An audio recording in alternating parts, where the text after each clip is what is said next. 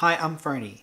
I teach radical self love, healing, and spiritual knowledge so that you can live intentionally, authentically, and with purpose.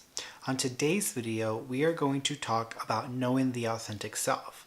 In previous lectures, I discussed with you my own personal journey in finding myself, embracing who I really was at my core, and also finding God in all of that process.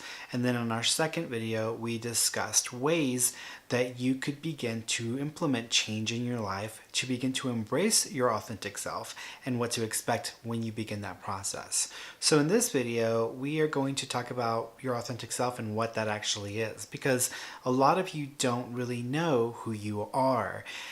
So many of you are on autopilot and you go through your day, you go through your weeks, you go through your years living from this automatic set point.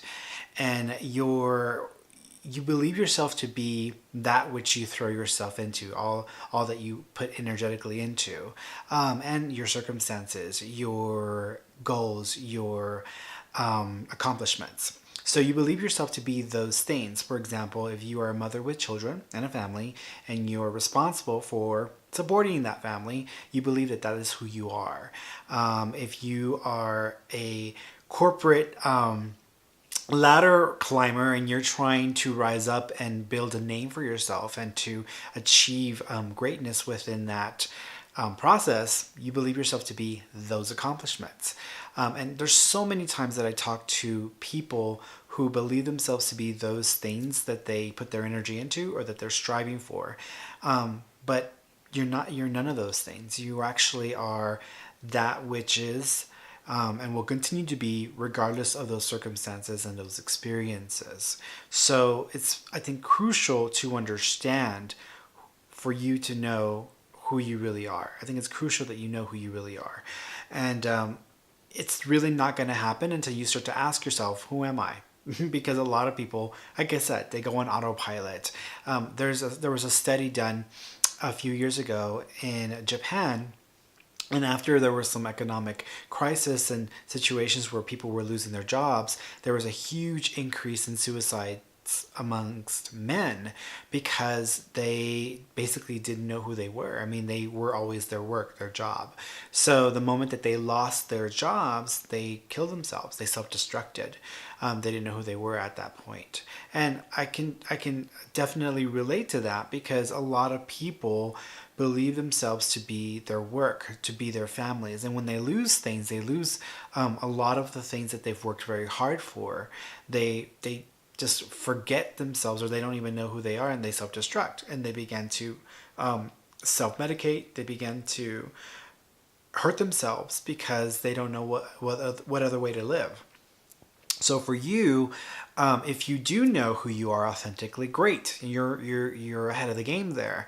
But a lot of people don't know who they are because, again, they are basing all of that on their circumstances and their work and their families. And so in order for you to know who you are, in order for you to begin to understand that, again, you have to ask the question. And you also have to create a space for yourself to experience yourself outside of that bubble. And a lot of people don't know what that means. You know, they get up, they go to work, they deal with their families, they worry about their lives and their problems when they have free time. And they're constantly like going and going and going. And even then when they go to sleep, you know, as they're falling asleep, people have trouble falling asleep because they keep thinking about their problems. They keep worrying about stuff. So there's no quiet time. There's no space for them to contemplate themselves, to think of themselves, to honor themselves. So in order for you to learn who you are, you have to create space for that individual. You have to create space for that self to be honored.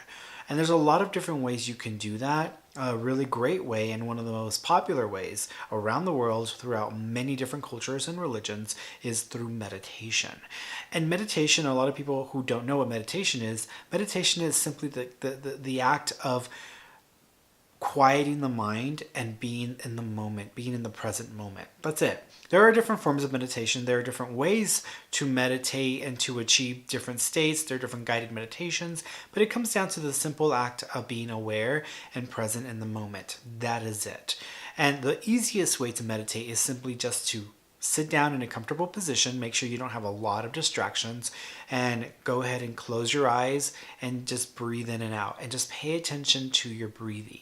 You're going to have thoughts. You're going to have things that pop into your head, worries, concerns. Did I pay that phone bill? Oh my God, I forgot to call what's her face back because I told her I was going to help her with this. All these things that you forget about or that you're constantly, drumming through your mind are going to start to pop up because you've created a quiet space for you to listen.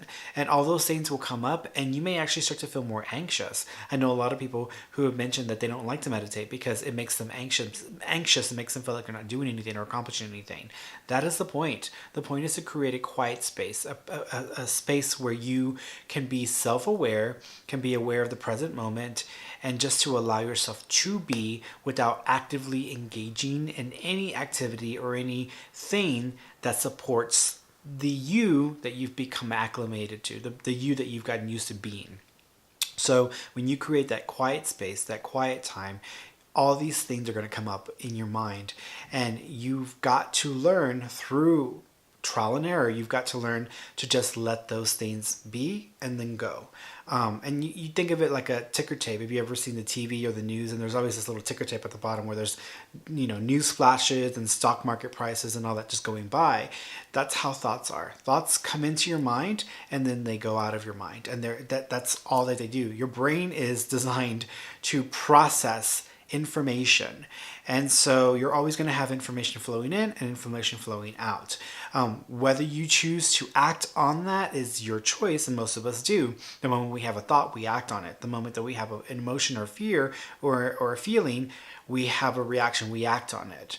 And so during the meditation process, it's just about breathing, being still, and being aware that you have a thought that's coming in that's telling you to do something or trying to push you in a particular direction, and acknowledging that that's all it is, that you are not required to do anything. Don't react if you have, something you have to pay attention to. Oh my God, I just remembered this. I can't believe I forgot about this. Don't act on that. Just say, okay, I'll deal with it when I'm done with this, and just let it go. And then next thought comes in and then let it go. Next thought comes in and then let it go. That is the process of being present, of being self-aware in the moment. The more you begin to do this, and it takes time, and there's no right or wrong way to meditate. You can go online, go to YouTube, you can go to different apps, and there's different ways of meditating that will help you to get to the same place. But, and you can do it for 5 minutes, you can do it for 10 minutes, and there are people who meditate for hours in a day. But whatever process works for you, the easiest process that works for you is the best way to go about doing this. The more you do it, the more comfortable and the more used to being in this quiet place, being in this self-aware, contemplative place, you will become, you'll begin to do on a regular basis. So the more you do it, the more you do it. And that is as simple as that. But I actually prefer a walking meditation, which is instead of sitting in one place and just kind of being in the quiet solitude of nothingness, I actually like to be aware of life. And so I prefer to go for walks, take a trail into the mountains or just see the views and be around the world, but in a non-interactive way, meaning that I can be present, I'm aware, but I'm also aware of what's happening around me, and I'm paying attention to that without actually getting triggered by it, without being involved in it, just viewing it from a different perspective, just seeing life happen, life be what it is, because it's another way to meditate, and I call it an active or walking meditation. So there's a stillness meditation where you're trying to literally shut everything down, shut everything off, and just be aware. And then there's I still live in the world. I'm still part of this physical environment, this physical place that we call the physical world. So I want to be here, but at the same time, I'm not really necessarily engaged in that. I'm just being aware of it. And that's another form of meditation that I quite enjoy. There's other forms of meditation. Some people consider yoga to be a form of meditation because you, with every movement, with every action, with every position and posture that you take in the practice, you are becoming aware of yourself, of your physical body, and also of the environment around you. And you're learning to kind of still your thoughts and just be present. For some people, art is another form of meditation, just writing or drawing or expressing what you feel and just being connected with that process, that is a form of meditation. So there's different ways of meditating. It doesn't always have to be just sitting still and being quiet in the dark. You can become involved in activities or do things that allow you to be present, be aware, without actually having to be engaged with the rest of the world, without having to react to life. Just being present of it, just being present of yourself in it is good enough. So those are different ways for you to be aware, to begin to create space for yourself so that you begin to know yourself. You begin to discover who you are without the title of mother, without the title of wife or husband, without the title of boss or employee, without all these extra titles that we give ourselves, without all these extra responsibilities that we're constantly pondering and having to be concerned with. So this is a great way for you to start to begin to know yourself authentically, because at your core, you are none of these things. These are all just costumes. These are all just roles that you've placed onto yourself, that you've taken on in this lifetime. But it is not actually you. It is just something you're participating in, you're involved with. And in its core, in its simplest form, are pure awareness, pure consciousness, pure love, compassion. There's a lot there that many of the masters of the olden days realized. And so for you to be able to realize and know those things as well, it's important that you begin to know yourself authentically. Once you begin to spend enough time with yourself, quiet time with yourself, just being aware and understanding what it is that drives you, what it is that really fills you and allows you to feel purposeful in life, you will begin to actively seek out those things that fulfill you, that give you joy, that allow you to feel more like yourself, because that is how you live authentically, is by connecting with those things that feel like you. And as you begin to do that, then you will begin to see change in your life. And so hopefully this video has helped you in giving you some ways of finding yourself, of figuring out who you are, because you're really not going to know who you are until you begin to detach from your life and all of the responsibilities and roles you've taken. Detach by just creating some space between you and those things, because you are not those things. Those things are just roles and costumes you take on, but they're not you. You are much simpler, much purer. And so by doing that, hopefully you will be able to know yourself authentically and live more authentically in your life. So I send you all lots of love, wishing you many positive things, and I hope you enjoy the rest of your day. Okay?